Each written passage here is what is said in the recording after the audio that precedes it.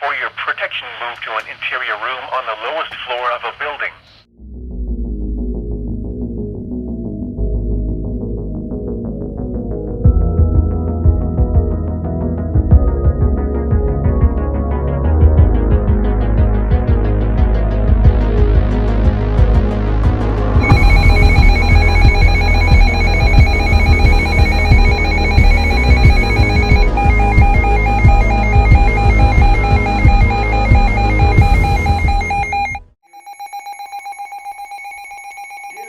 I'm trying.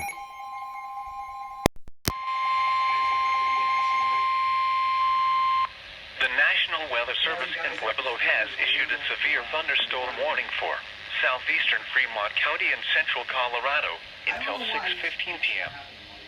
At 5:51 p.m., a severe thunderstorm was located near Florence, or 17 miles north of Junkins, Burn Scar, moving northeast at 25 miles an hour.